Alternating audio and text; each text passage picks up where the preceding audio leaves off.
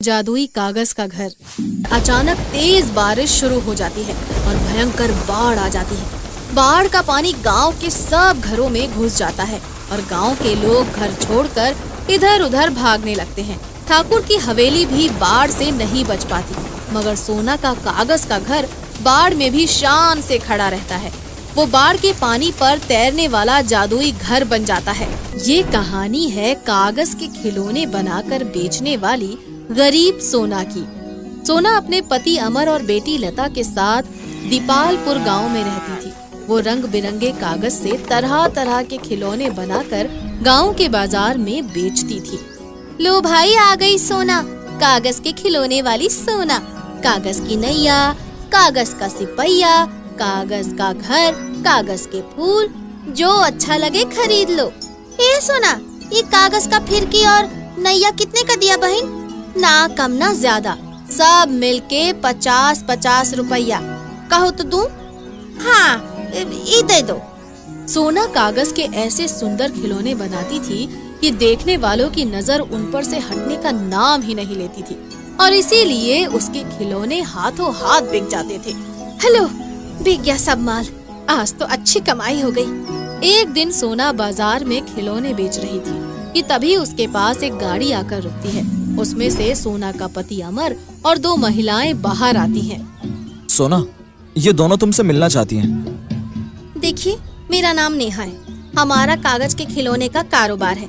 हमने सुना है कि आपके गांव में कई महिलाएं कागज के खिलौने बनाती हैं, इसीलिए हम आपके गांव में कागज के खिलौने बनाने की एक छोटी सी प्रतियोगिता रखने जा रही हैं। उस प्रतियोगिता में जो महिला प्रथम आएगी उसे हमारी तरफ से 1 लाख का इनाम मिलेगा और उसके बनाए सब खिलौने हम खरीदेंगे भी। ये सुनकर सोना बहुत खुश होती है और उन महिलाओं से कहती है, पर इससे आमदनी कितना होगी मेम साहब?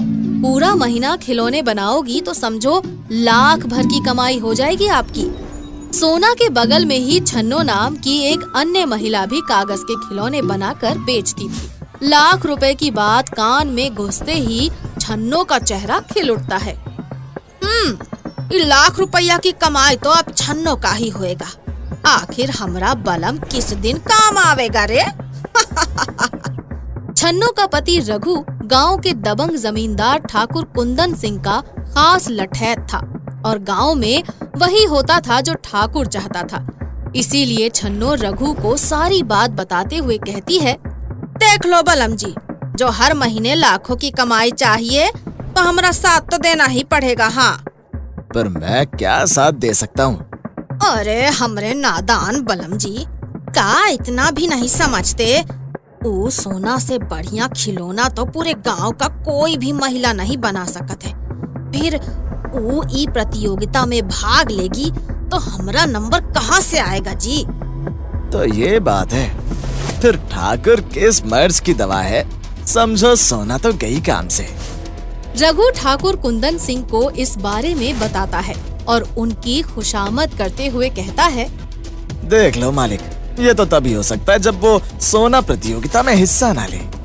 2.5 किलो का एक मारूं? सुन बे रघु, तू मेरा खास आदमी है, समझ ले तेरा काम बन गया। वो सोना तो क्या, उसका बाप भी इस कंटेस्ट में हिस्सा नहीं ले पाएगा। चल मेरे साथ। ये कहकर ठाकुर कुंदन सिंह रघु और अपने कुछ और आदमियों के साथ गाड़ी में सवार होकर सोना के घर जा पहुंचता है। अरे ठाकुर साहब, आप कोई काम था तो मुझे बुलवा लेते मालिक। 2.5 किलो का एक मारूं? अबे तेरी जोरू कहाँ है बे? बुलाओ से। पर वो तो घर पर नहीं है मालिक।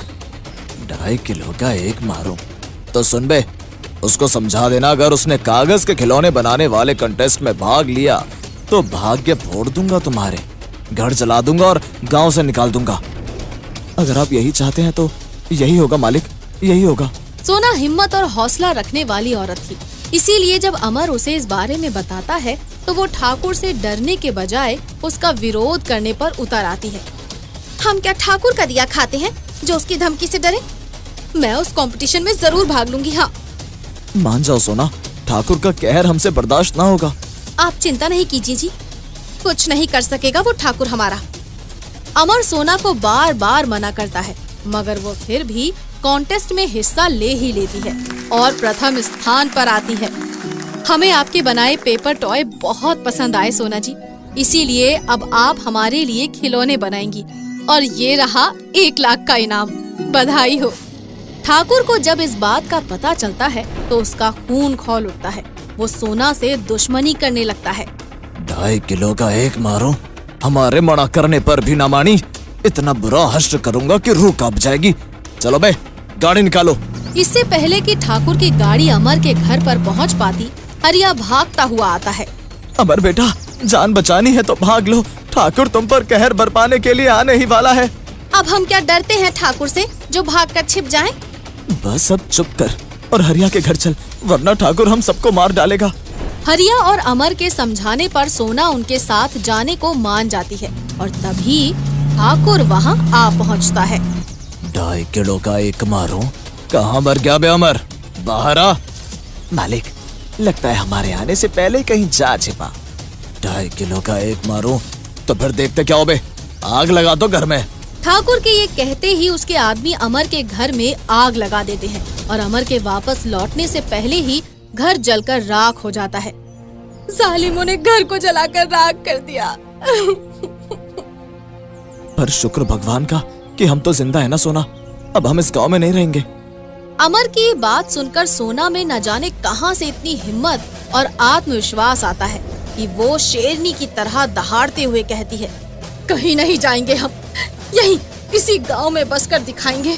उस जालिम ठाकुर के सामने रहेंगे हम। हाँ। इस हादसे के बाद अमर का परिवार गांव के बाहर आकर डेरा डाल लेता है। एक दिन सोना गांव से खाना लेकर आती है तो रास्ते में उसे एक भूख का सताया कोढ़ी मिल जाता है। क्या हुआ, भूखे हो? बोलो भाई, खाना चाहिए? सोना को उस पर दया आ जाती है और वो जैसे ही उसको खाना देने लगती है, अचानक ही उसकी नजर कोढ़ी के हाथों पर पड़ती है। उसके दोनों हाथ कोढ़ से गल सड़ गए थे और वो खुद खाना खाने में लाचार था।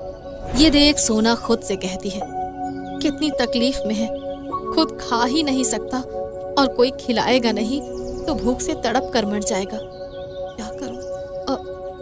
क्यों ना मैं इसे अपने हाथों से खाना खिला दूं? हाँ। यही सोचकर सोना उस कोढ़ी को खाना खिलाने लगती है और फिर जैसे ही वो उसे खाना खिलाती है, कोढ़ी तुरंत एक अलौकिक युवक में बदल जाता है और सोना से कहता है, मैं एक इच्छाधारी नाग हूँ सोना। मैं तुम्हारी दुख तकलीफ से वाकिफ हूँ।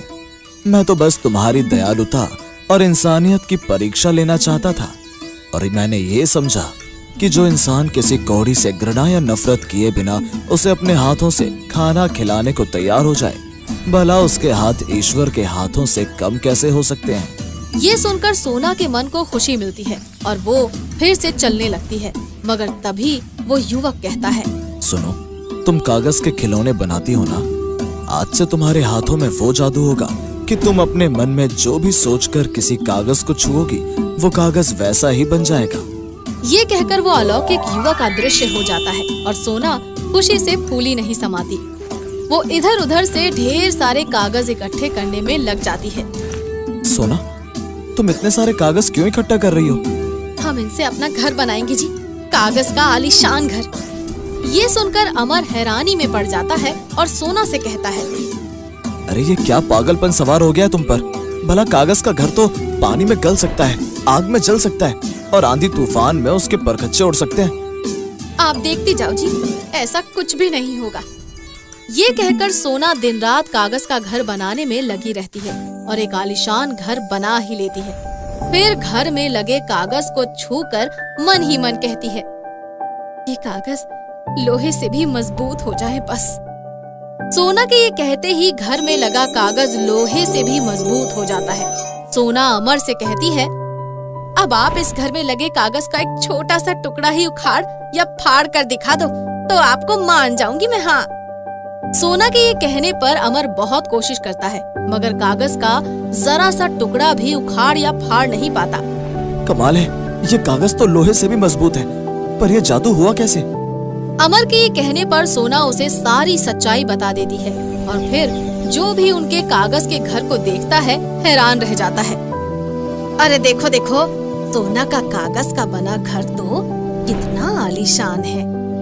दैया, इसका आगे तो बड़ा बड़ा कोठी बंगला भी फेल हो जाए। कुछ दिन बाद अचानक तेज बारिश शुरू हो जाती है और भयंकर बाढ़ आ जाती है। बाढ़ का पानी गांव के सब घरों में घुस जाता है और गांव के लोग घर छोड़कर इधर उधर भागने लगते हैं। ठाकुर की हवेली भी बाढ़ से नहीं बच पाती, मगर सोना का कागज का घर बाढ़ में भी शान से खड़ा रहता है।